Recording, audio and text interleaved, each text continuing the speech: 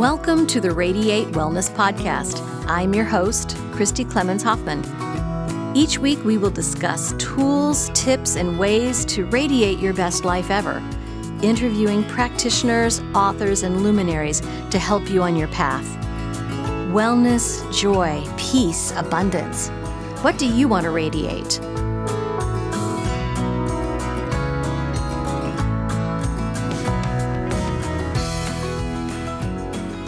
Hello and welcome to the Radiate Wellness Podcast. We radiate forgiveness today with my guest, Geoff Thompson from the UK. Geoff is an award-winning writer of books, stage, and screen, has written so many wonderful things about his experiences. Welcome, Geoff. Thank you for joining me today. Oh, thank you. It's my pleasure. Thank you for having me. Absolutely. So your book that we're going to be talking about is The Divine CEO. Yeah. And The Divine CEO, creating a divine covenant. But that's not the first book you wrote. No, I've written 50. 50? I don't know where it comes from. Yeah, I've written a lot. I've written a lot of films, a lot of plays, a lot of books. Sure. I've done lots of. I had a podcast on my own once where I just talked to camera and I've got 100 of them online somewhere, just planting seeds everywhere. Sure. There's some kid out there waking up at 4 a.m. in a cold sweat and thinks he can't get through another day. I want him to know that he can find our work and that our work will offer him balm, hopefully offer him direction, and if nothing else, just a little bit of love. So he could find me at 4 a.m. in lots of different places on the internet. So my dharma is to just follow the instructions of my soul and put out as much truth as possible and just put it in all sorts of places. So if somebody does wake up at 4 a.m. in a cold sweat and it's going to be another long day, they might be able to access me on the internet and hear something that maybe will be intercessionary and take them on another direction, a better direction. Because as you know, the fall is always the call, isn't it? Right. It is. And you've had your own fall and you've been that kid. Yeah. Needed something. Yeah, because you have not always been a writer. Well, when I went through a lot of depressions when I was younger. And then the final big depression, I remember going to books, this was before the onset of the internet, trying to find help, balm, guidance, direction, something to take this sorrow out of me. And everywhere I went, I just wasn't getting the answer. And I didn't feel as though the authors were being honest. I felt they were afraid to tell the truth.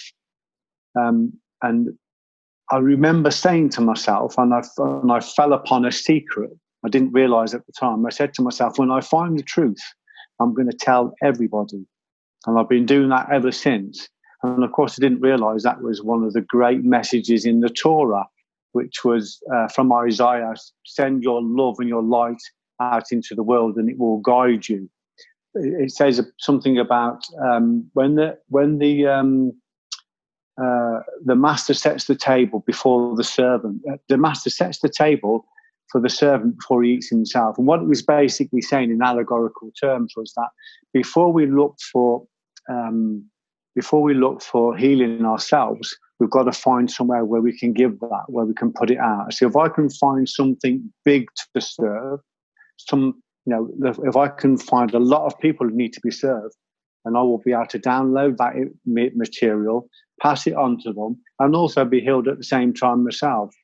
So that's the secret, as we know, to the tree of life, which is if we draw from a selfless place, it will always be given to us. If we draw from a selfish place, it may arrive, but it will be corrupted. So I happened upon that at the very beginning, and I've kept my vow, even though at times it's been very difficult to share the truth, because obviously, as you know, when you speak the truth, you hear the truth, and that can be painful, can't it? Right, absolutely. And you came to this from, you, like you said, a place of pain, depressions, anxieties, and finding out, I don't know if you had the terminology for it then, but it sounds like No, I being didn't. an Yeah. empath. Yeah. Yeah. I just remember this depression visiting, and it would just turn up and it would kick down my door and it would say, I'm back again and I'm going to stay as long as I want. And the threat was always the same. I can come back anytime I want. It was the thought of having to live with it forever that destroyed me. Not so much having it, but the thought that it always threatened to stay forever and never go away. And I tried everything. I can even remember as a young man in the shower, literally trying to scrub this sorrow out of me. I tried everything. It wouldn't go. Eventually, at the very depths of this depression, I was married. I'd got 3 young children at the time. I was waking up at 4 a.m. in the cold sweat. My wife beside me in bed. My kids in the other room, also asleep. But I was alone. And it was a long day. The doctor gave me his answer in a bottle of antidepressants, which told me he didn't know the answer. He just gave me pills. That didn't work for me. And my wife was afraid of the depression. When I became depressed, it frightened her because I'd be following around the house like a lost puppy. I was so deeply sad. She didn't know how to deal with it. So that made it even worse because my wife was afraid of me. Not afraid of that I would do anything, but afraid that she didn't know me. And I remember just this one moment finding this piece of courage from somewhere and just thinking, I'm not having this anymore. I'm not having it. So I decided that I was going to go out and make it my mission. And this was probably my first communication with my soul. And it gave me this idea to draw a pyramid on a piece of paper and write down all of my fears, each fear on one step of the pyramid. Least fear at the bottom step, worst fear at the top step, and then go out into my life and confront my fears until I was no longer afraid. Gain desensitization to the feelings, overcome all of these illusory fears. I went from being afraid of a spider in the bath to standing on a nightclub door working as a bouncer in life and death situations. So progressively, I confronted my fears, got desensitization towards the feelings of adrenaline and anxiety, learned to manage that. And obviously, each time I overcame a fear, I captured the effulgence that was in the fear, and the nature of the fear itself was liberated. It was gone. It was gone forever. Each time I reclaimed a part of myself, I was able to build my strength up, build my knowing up, build my wisdom up, build my courage muscles up, and then I was able to go at the next sphere and the next sphere and then the next sphere. As I climbed the pyramid, I realized that a lot of the fears I put on there were placeholders. They were hiding something deeper. So I was afraid of spiders. I was afraid of the dentist. These were what you would call the revealed fears, but they were hidden fears. And beneath those, I was afraid of my wife. I was afraid of any kind of marital conflict. I was very afraid of my mum, very afraid that my mum would withdraw her love from me, even as a grown man, afraid to live with my own autonomy. I was afraid of change. So that meant I was stuck in an unhealthy marriage. I was stuck in a menial job. I was driving an old clapped out car. I was living on a street where I was cramped. I was not living even in the right body. I was not living the right life. And I realized that was because I was afraid of change. Because what does change mean? I mean, if I change something, everything in my reality changes. And I innately knew that.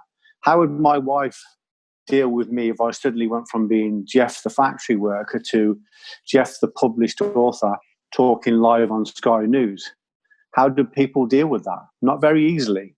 So I was aware that when I changed, everything would change. I wouldn't want to stay in that job. I wouldn't want to work shifts in a factory. I would want to be a writer. I'd want to be a martial arts instructor. I'd want to be self-employed. I'd want to expand and explore my potentials. That's very frightening for a young working class wife who is steeped in the mores. Very frightening. I didn't really understand that overtly at the time, but I understood it unconsciously. So I was afraid of change. So I started to put all of those things on my pyramid. I ended up becoming this nightclub bouncer. I became a world-class martial artist. I was training 3 times a day. I was training full-time. I wrote my first book about the experiences. And that was the beginning of the journey. But it started with that fear pyramid. But where does that come from? I mean, I've never read that. But it came directly from my soul. It came from that intuitive place. Wow. So that was my first communication, even though again, as you rightly said, I wouldn't have fully understood it, but that was my first communication with my soul, which enabled me to find courage and rather than do what I'd always done, which is run away from fear, run away from anxiety, run away from the feelings of depression, I turned into them. I leaned into the sharp edges. I asked these fears to qualify themselves. I went toe-to-toe with them. I stood in front of them. I embraced them. I intercoursed with them like Francis and the leper. And, of course, you know, the story of Francis and the leper is amazing because when Francis embraced the leper of his fear and he wrapped him in a blanket, he disappeared. He just fell through his arms like sand. And God was saying to him, your fears are illusory, but you will have to absorb 99% of them before they will give up their kingdom. So that became my journey. Wow. And so growing up working class in Britain, how did your community, your family, your friends react to someone who had so much fear and so much anxiety? Well, they didn't react very well to my ambition. Generally, the environment didn't react very well because if you had ambition and you wanted to do something, people thought you were a big head. People thought you were pretentious, and I was more afraid of the accusation of pretension than I was of an assassin's bullet. The idea that anybody thought I thought I was above myself. So that was a house ghost that kept me small for quite a while. Sure. So we were brought up with a set of rules, and although most of it was implicit and invisible, it kept us in our little space like an invisible tiger. If we moved outside of our space with ambition, with education, a better job, that tiger just wandered in and we were scared back to the centre again.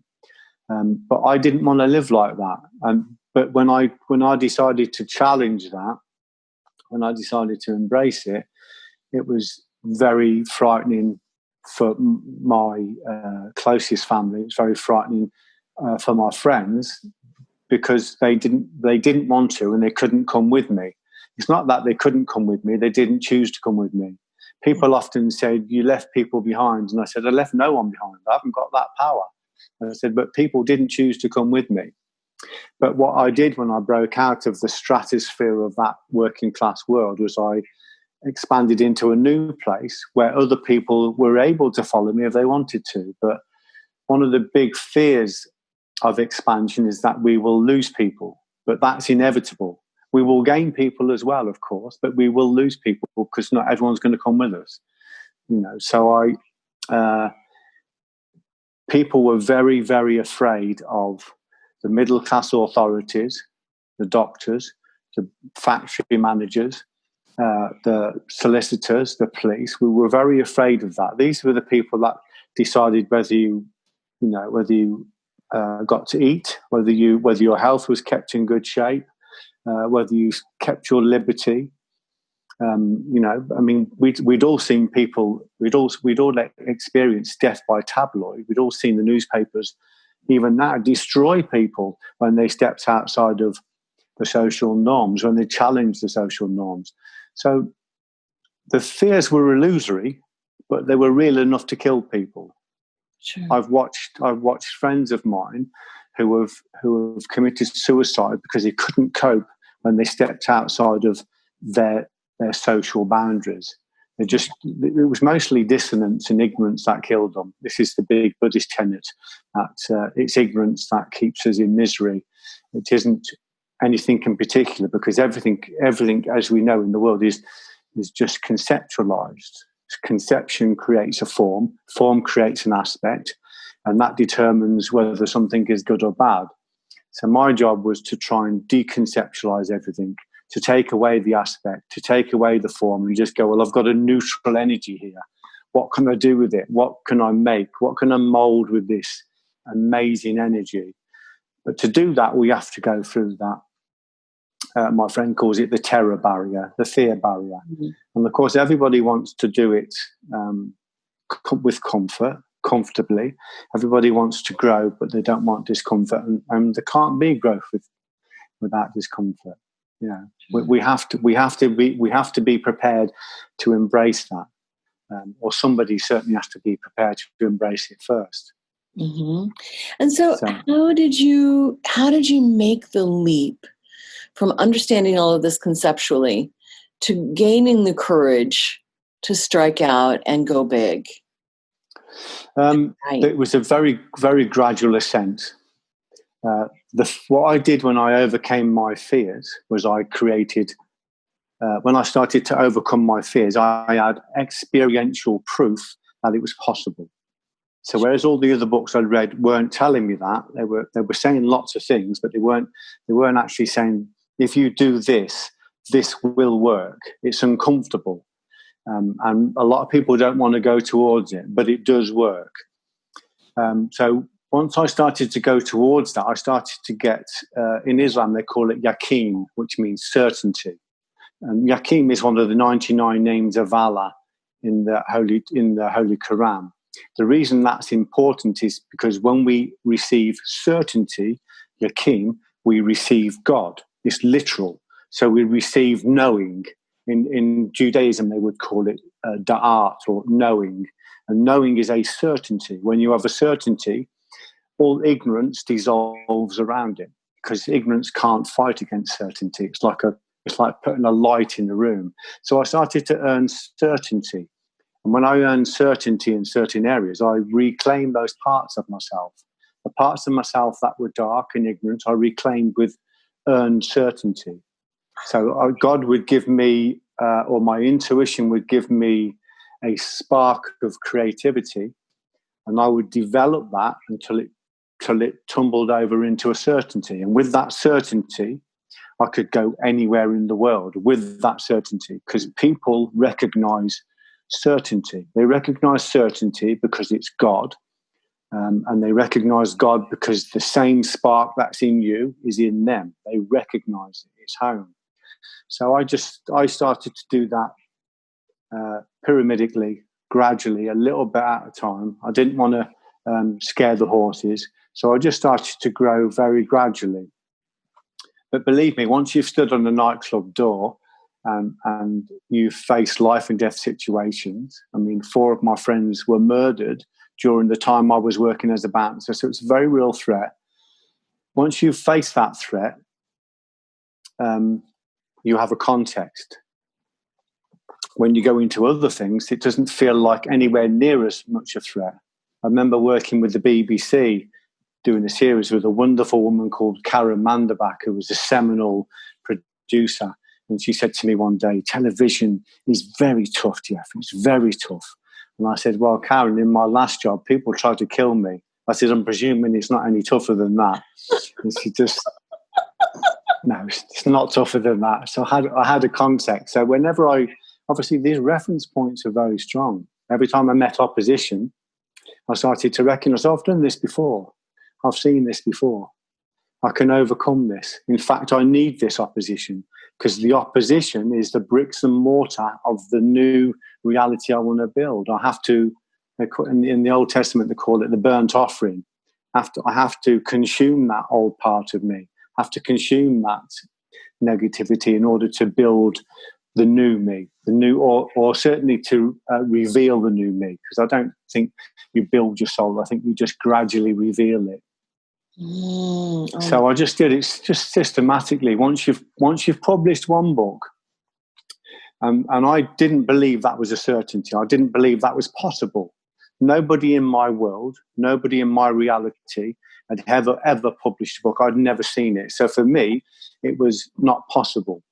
So I had to, Yakim has 3 levels. It has intellectual certainty, which is you have to find intellectual proof that it has been done, that it is possible. Someone's done it. And of course, when you start looking for proof, there's loads of it. Then you have to have visionary proof. You have to be able to see that it's possible for you. In other words, you have to be able to visualize yourself seeing it. And that's all part of this developmental phase. And then once you have the certainty and you publish your book and it's in your hand, nobody can tell you it's not possible. Nobody. And even though nobody can, when I published my first book, I still had friends that said to me, yeah, but you've just been a bit lucky. It was a bit of luck. And I remember thinking, because I said to one of my very close friends, I'm going to try and make a living out of this because I think I could. And he goes, don't get above yourself, Geoff. Don't be getting above yourself.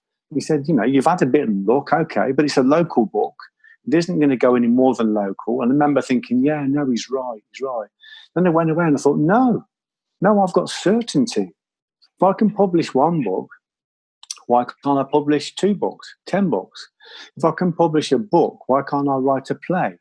If I can write a play, why not a film? If I can write a film, why can't I write for the Times in London? If I can write for the Times, why can't I write for the men's magazines? Men's Fitness. Some of the big glosses, which was a high level of journalism. I eventually even wrote a musical. Right. And I remember said to my friends, I said, I've written a musical, and he went, musical? Like, you can't, what do you know about musicals? I said, well, I don't really know about musicals, but I like music and I know how to tell a story. And I wrote an acclaimed musical with a band called The Enemy, who had a 1 million selling album. And we did this amazing, beautiful musical. But I did that because it was an intuition. And I knew it was possible because I got the proof from all of my reference points to see that it was possible. But it wasn't possible without work. It wasn't possible without process. Well, it didn't just appear to me. I still had to sit down and I had to make the burnt sacrifice, which is I had to consume my ignorance, and the ignorance floats around inside you as a semi-autonomous thought form.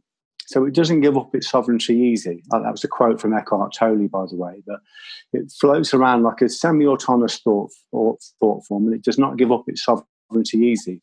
And you have to consume that in the act of creation. So it is, by nature, it's uncomfortable. So I've just kept building, really. So this is an absolutely amazing story. I could talk about this all day, and I just absolutely love this stuff. Let's switch gears a little bit and talk about The Divine CEO, which is your newest book, right? Yeah. So in the acknowledgments, you credit Jesus, you credit Christ, and you certainly have a very strong connection there. Can you tell us about the premise of the book and why you wrote it? The premise of the book is really just what we're talking about. It's building a spiritual hierarchy. It's in Christian theology, they would call it apophatic theology, which sounds fancy, but it just really means finding God through negation.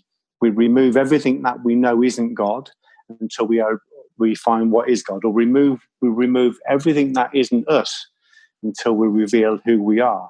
And that's as simple as going, well, I'm not angry, that's not who I am. And I'm not jealous, that's not who I am. I'm not greedy, that's not who I am. I'm not envious, that is not who I am. I'm not violent, that's not who I am. I'm not insecure, that's not who I am. They're not godlike qualities. So what I did is I revealed who I knew I wasn't. And by dissolving those parts of who I wasn't, which literally meant not falling into anger, not flirting with greed or jealousy or being too ambitious. Once I started to dissolve those parts of myself and reclaim those parts of myself, God or Christ, the Christ energy, consciousness just filled the vacated space. I mean, it literally filled the space. As the old part was leaving, the new part was was coming in. So the Divine CEO is a practical book about how to do that, how to build a hierarchy so that the animal soul or the ego can clean itself and lift itself and connect with the higher soul. And the higher soul is the divine CEO. And the higher soul is connected directly to the God energy. So the higher soul would be what I would consider to be the Christ energy. And that's what's carried me all the way through. The very first time I did the fear pyramid, that was Christ coming through me. It was Christ consciousness. Or you could, if you were from Hindu, you could call it the Krishna consciousnness, or you could call it the Allah consciousness. It really, once you get to that abstract place, it's obviously beyond names. It wouldn't be confined by a name. Right. But culturally, the Christ energy really suits me. But I've also accessed it through a tree. It's omniscient. It's omnipotent. It's omnipresent. I can access it from anywhere. It is ever present. It is always looking to help and to guide. So I don't get too caught up with the names, but whatever somebody wants to call it is okay. As long as it comes from love with a capital L, that's good for me. So it's so it's about building a hierarchy, but with in a very pragmatic and rude way. This isn't socks and sandals.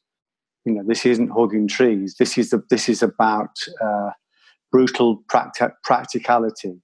People want to change the world, but they can't even wipe their own nose. They want to control the economy, but they can't even control their own waistline. They want to work with the magical, but they're like Aesop's fabled turtle. They want to fly, but they can't walk yet. So we have to start our magic. We have to start our alchemy with this body. This body needs to be my work in. This is the lab. This is what I need to work on. I need to be living proof to myself.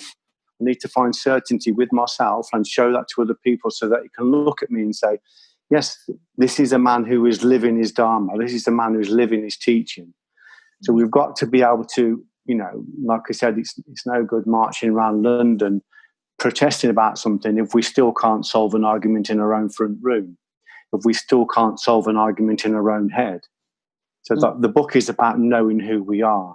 When we take this advice, when we hear it, who is it that hears it? Who is it that acts it out? Because there's a presumption that it's a single eye. It's not. There's 10 in there. There's 20 in there. There's all sorts of different personalities that haven't been identified and cleaned. So this is saying, who are you? And that's the big question. So this idea of apophatic theology is reducing all of the parts that aren't you until all you're left with is you.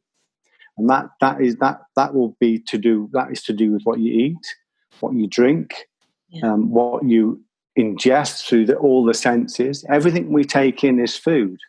If I'm taking in negative food, why would I expect this small city to be anything other than negative? Why would I plant dandelion and be surprised when it doesn't come up as an apple tree? So we have to recognize that this body is the crucible, it's the tabernacle. What we put into it is really, really important. Mm-hmm. Our spirituality needs to be muscular. It needs to be able to move mountains. And to do that, we have to find certainty. The first certainty is, who am I? Mm-hmm. Who is the person that's observing? Who is the person that's writing the things down on the pyramid and confronting the things on the pyramid? He's my observer. So I need to make him strong. I need to make him muscular. I need to shrink the ego. I need to expand the soul. Did you know that Radiate Wellness has a subscription-based premium content Facebook group? Think of it like the premium version of this free podcast. In this premium Facebook group, you can find great content like replays of online classes, meditations on angels, chakras, mindfulness, and more, guest speakers, mini classes, polls, plus you'll be the first to know of guests that we have scheduled for the podcast and can submit questions for them. You get all of this great content for one low monthly price, and the first month is half off. You can subscribe by going to radiatewellnesscommunity.com/shop. Click the subscriptions button and you're in. Also, while I have your attention, wherever you're listening to this free podcast, if you could just do us a couple of favors, please. One is go to hit the subscribe or follow button. Then you'll be notified of all of the episodes we have coming out each week. Also, please rate and review. It sounds really simple, but it helps us to grow our audience when people are looking for great podcasts. And when we grow our audience, we can do bigger and better things and bring you even more great guests. So please do those couple of things, and that will help us grow this audience and this podcast. Thank you so much for listening. I had two conversations which were really telling. One was with Uri Geller, the mystic. Oh, yeah. I said to him, this is many years ago, I was on the phone to him. He was a friend of a friend. And I said, Uri, how can I improve? He says, Geoff, you need to expand. Then I had a meditation and I accessed Mahatma Gandhi, who I really love. And I said, Mahatma Gandhi, how can I improve? He said, Geoff, you need to make yourself small. They were both saying the same thing. When we shrink the ego, we expand the consciousness. When we expand the consciousness, we shrink the ego. So when we meditate and when we do acts of charity and kindness, especially the anonymous kind, we expand our conscious net. When we expand the conscious net, the ego shrinks because it doesn't want selflessness; it wants selfishness. When we deprive the ego of its food, all of the excesses, the pornographies in life, the ego shrinks. We make the body inhospitable for the ego. Eventually, it gives up its pseudo-sovereignty. And as the ego shrinks, of course, the consciousness expands. So we expand when we expand when we decrease, and we decrease when we expand. Right. So they both give me the same advice. It sounded contradictory, but we will expand as we contract, and we will contract as we expand. But it's a very practical exercise. Because that the first thing it says is get your diet right, get your food right. You want to change the world. You're still being beaten up by that chocolate bar in the fridge that you can't, that second pudding, that third extra on your meal. You can't control your food, but you want to control the world. So let's get the things right that we know are bullying us. Let's look at the things that are kicking the sand in our place. Let's master those first, because we can't get to the incorporeal other than through the corporeal. We've got to get a mastery of this first. So it's a very practical book and saying, I know this is probably not what you want to hear, but this is how I did it. And I'm not asking you to take my word for it. I'm asking you to give it a try. If it speaks to you, if it's intuitive and you feel it, then go out and give it a try. Try it for yourself and be your own proof. Because my certainty can only act as a first certainty for you, but you need 3 levels of certainty. The first level is intellectual proof, which means I can say to you, I've done it, and here's my proof. So you can go, okay, it's possible. Then you have to be able to visualize yourself doing it. And then you have to actually physically do it. And if you can control your body weight, that's a massive step right there. Because we've got to control the senses. We control the senses through palate. Once the senses fall into a line, we control ourselves. When we control ourselves, then we have control of the world, because the world is a projection from us. So this is how Gandhi went from being a failed lawyer, a sex addict who used to visit prostitutes, and in his own words, a very weak, feeble man. He went from being a feeble man to bringing the British Empire to its knees with non-violence through control of palate, fundamentally. So obviously he educated himself and he expanded his knowing, but he recognized that while his senses were still firing off and controlling him, he would never be able to do anything. So he controlled his senses through palate. But these are all the things I'm saying now are just avenues for people to explore. And it's not saying I'm just, I'm not going to sit here and just say, just wish it and it will come.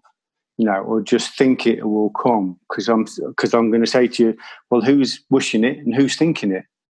Is it you, or is it some other pseudo personality that that's going to change by tomorrow? Because every time we engage an idea, or every time we engage a thought form, it is an incarnation. But is it a good one? I know a lot of my early incarnations were not good ones, and they would engage thoughts that weren't kind. And I had to suffer for that because, obviously what we do as a karmic residue, the law of compensation, what goes out returns, always returns. So that's what it's about. It's also talking a lot about causation. So if you read somebody like Aurobindo, he would say to you, until you understand cause and effect, you can't even begin. Until you recognize that what you think, what you say, and what you do goes out into the world and acts, and then will come back with its profit. Until you understand that, you're not going to be able to move forward, because you don't understand the basic Dharma. So right. The Dharma is the rules. What are the rules? What are the rules of this society? We need to understand it. We also need to understand that this body is also it's also cause and effect within the body. What I eat will affect me. What I drink will affect me. What I read and watch will affect me. Yeah. So it's the Buddhists call it the great earth. The law is causation. So the Buddha says, learn the Dharma, which is the law, and then your place within the Dharma. So I understand causation and I understand this realm, but what is my role in this realm? What is my role? That's what we've got to identify. We can't identify what the role is for each individual until we first recognize who we are. So I know my role is to do this. It's to talk to lovely people like you and to plant seeds that some kid's going to pick up, and it's going to act as an intercession for them. It's going to take them off in a whole other direction, hopefully a much better direction. So understand the Dharma, understand causation, understand, have control of the vehicle, and then connect to your higher self, and then become a vessel for love. Love with a capital L, muscular love. And so it sounds like there's so much packed into this book. It sounds like your really seminal work that encapsulates everything. Most of it just came through me. When it came through me, I remember I was writing a book called Notes from a Factory Floor, and I've been trying to write the CEO for quite a while, and it wasn't coming. And the day I finished, I wrote 150,000 words on the Notes from a Factory Floor. And the day I finished, I said to my wife, CEO has come, I can feel it. I walked up to my local park, and on the way, 20 chapter headings downloaded into my head, and I had to send them to myself as emails because I knew I'd forget them. I sent them to myself, and on the Monday I started, and over 8 weeks I wrote 150,000 words, but it came through me. So it didn't come from me. It picked up my stories, it picked up my flavors, it picked up my essence, but it wasn't from me, it was through me. So I recognized a lot of the stuff that came through me I hadn't known before. It came from a teacherless place. So it is a compilation of everything I've ever learned, but it's also everything I've ever learned plus stuff I didn't know. So I was just a carrier for it. And so you do mention this wife a few times, and you said that she was afraid of what you were becoming. This is my first wife, yeah. Oh, I see. Okay. So which says a lot, doesn't it? Well, it does. Sometimes people can't keep up with their growth. No. That was one of the most upsetting things for me, was that I knew I was so driven. I was so driven to expand, and I knew that I would lose people. I wanted them to come with me, not just because it was them. I wanted them to come with me because I didn't want to do it on my own. I wanted company. I wanted friends. So I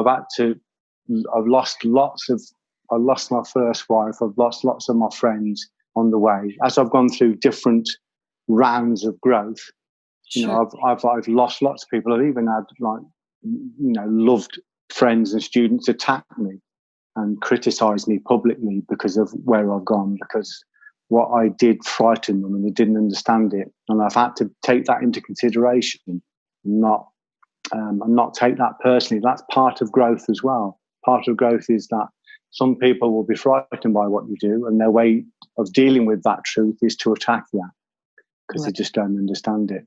So we have to recognize that as well. We do. And, the title of this episode is Radiate Forgiveness.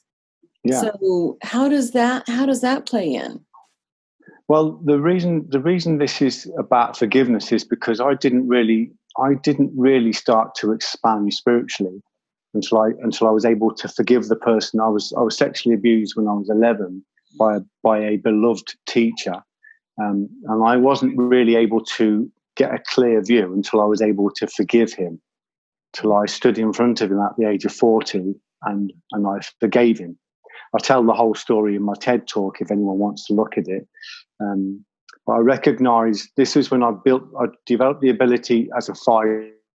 I'd become a bouncer. I was a martial arts teacher. So I knew how to fight.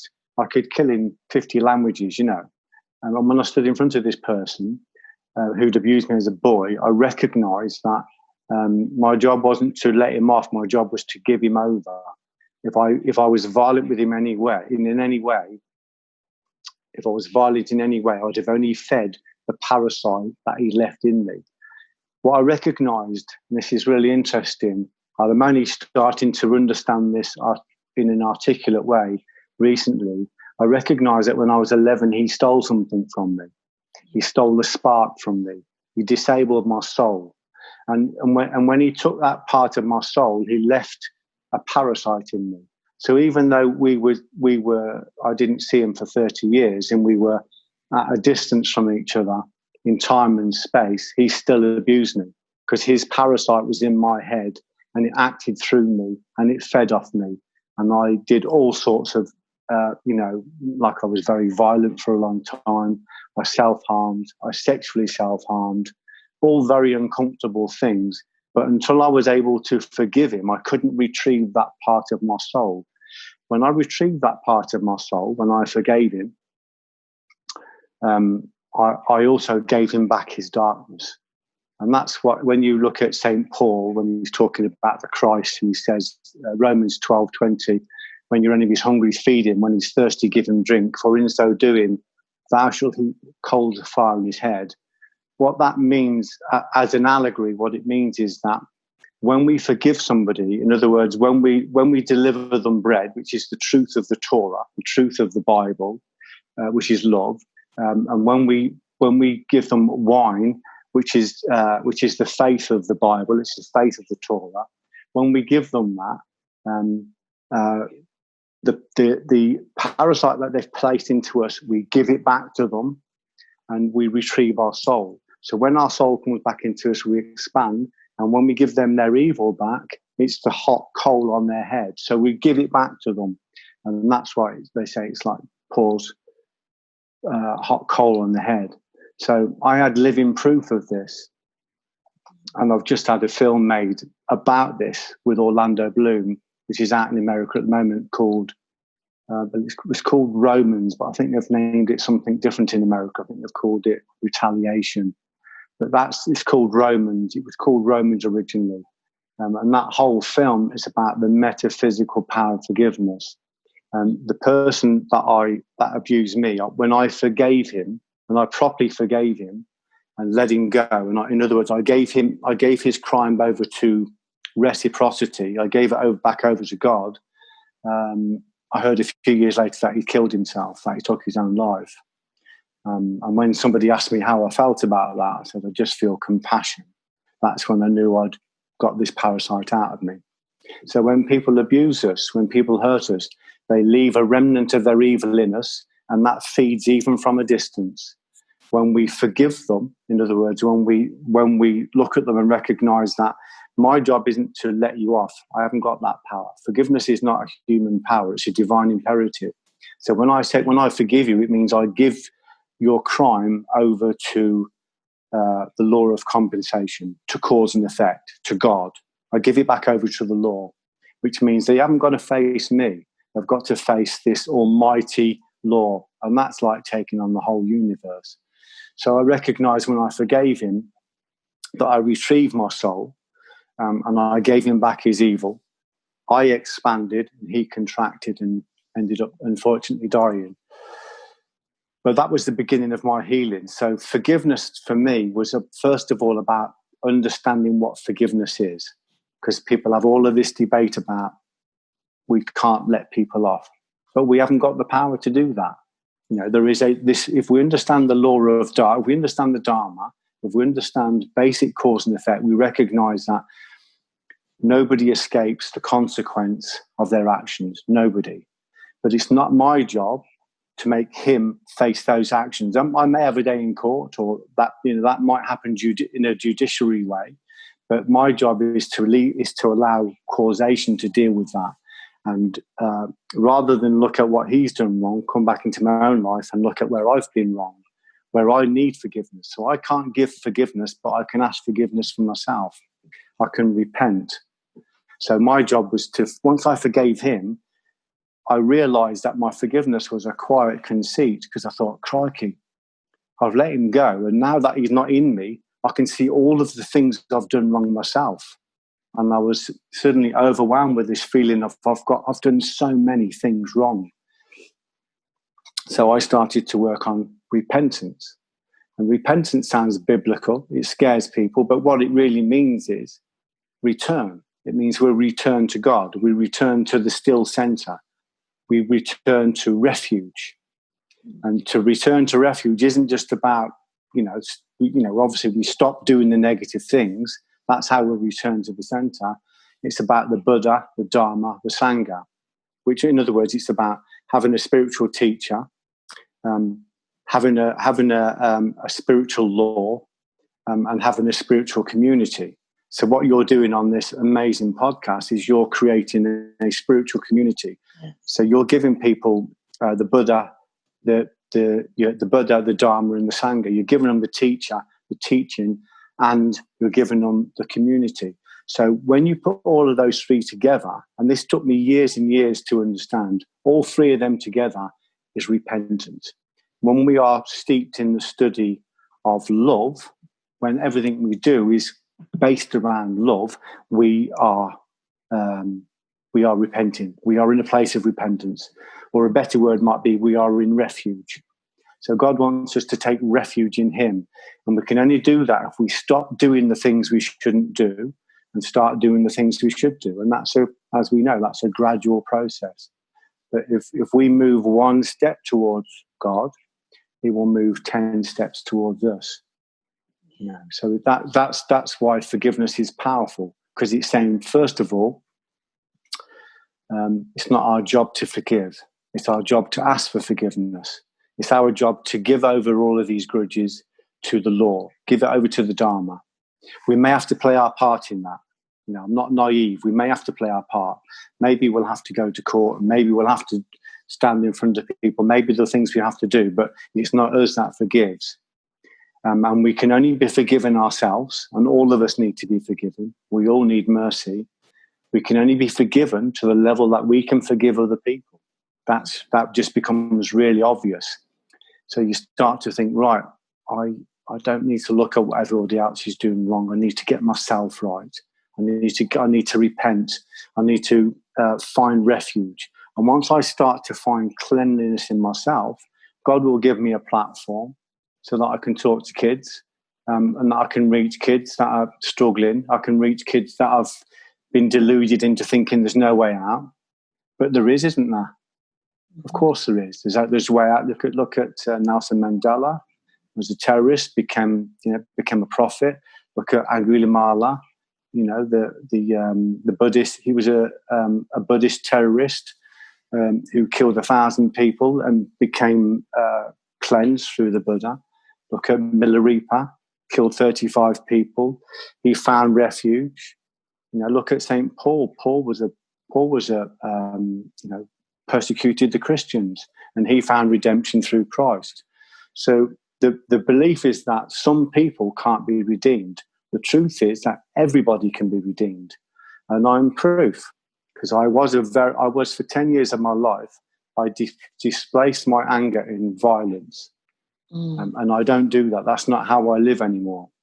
I haven't lived like that for 2.5 decades because I've found refuge.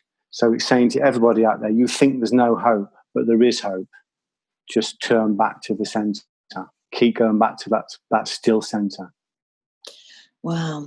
And so all of this is in The Divine CEO. All of it, yeah. Yeah, all of it's in The Divine CEO, which is coming out when? What is the publisher? July 31st, and it's with John Hunt Publishers. Yes, John Hunt. You can pre-order now from Amazon. What? Oh, there it is. There's the cover. Yeah. Yay! Yeah, The Divine. it's beautiful, isn't it? Divine CEO, and there's the Buddha. Yes. See what I said when we did the cover. I said, I want mentions of Christ on the back. Originally, I wanted the picture of the Buddha with the background of the crucifixion, but we only had room for the Buddha. But inside, there's lots of mention of Christ. I wanted to say to people, you can find it where you need to find it. You know, if you want to find it through the garden or find it through nature, God's in all of it. He's not going to be offended if you don't get the name right. He just wants you to turn in and find that still center. Because I've been blessed. I've been sent some of the teachers that have come into my life through books. I've had the most amazing teachers, and they've come from every faith. And I know when I've had my own moments of clarity at this top end, there was no difference between a Buddha and a Christ and a Krishna. There was no difference. There was no demarcation. It was just love. It's just one energy that becomes, when it goes through the filter of human cognition, it becomes lots and lots of political things. But it's just about love. It's just about love. And so I see that you do have a website, The Forgiveness Project. That isn't me, actually. I am on there, but the Forgiveness Project was something started by a woman or financed by a woman called Anita Roddick, of The Body Shop. Oh yes, and it's run by a friend of mine. So she runs this amazing site called the Forgiveness Project, and I've done 1 or 2 projects on there. If people want to look at my stuff, it's on Instagram, Geoff Thompson Official. On Instagram. That's your Instagram handle. And the book, again, is The Divine CEO, available through John Hunt Publishing. Yeah. Jeffrey, thank you so much for joining me today. It has been just so enlightening and inspiring. Your story has really, really touched my heart. And I found so much wisdom in your story. And I'm thinking about changes I can make in my own life. So you truly transformed me and touched me. That's good. Well, every time I hear it, it renews my own vigor. It makes, because obviously we all fall into the forgetting. It's easy to be 3 or 4 weeks in and think, why am I getting up at 5 to meditate again? And why am I eating light? And why am I not gossiping? You need to keep reminding yourself. So it's every time I speak it, I'm reminded. Part of my Sangha, part of my community is talking about it. And part of my own cleansing comes through consuming the parts of me that don't want to sit and talk in order to create the volition to talk. So all the negative parts in me that still exist in me, I'm still a work in progress, get consumed. They are the burnt offerings of every talk I do, every book I write, every film I make, every play that's staged.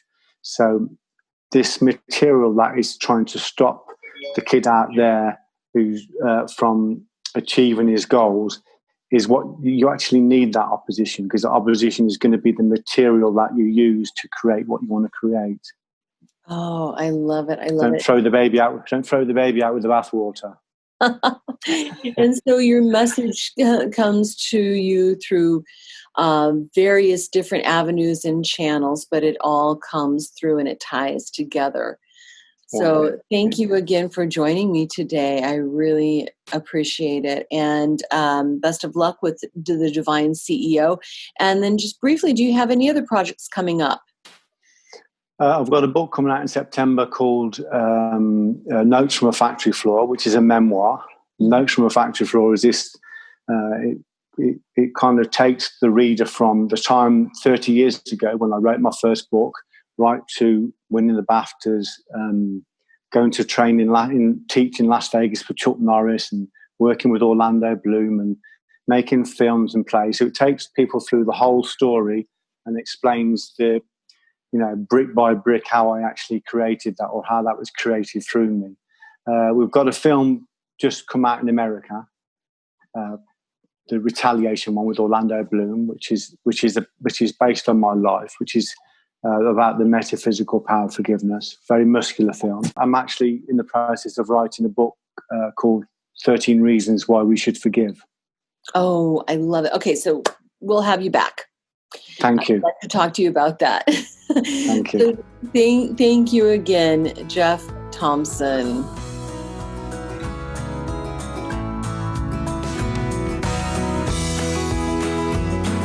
Radiate Wellness is a community of holistic and alternative healers and consultants based in the Kansas City area, dedicated to helping you create spiritual, energetic, and physical well-being. To learn more about our practitioners, services, classes, and events, or to schedule an appointment, visit us at radiatewellnesscommunity.com.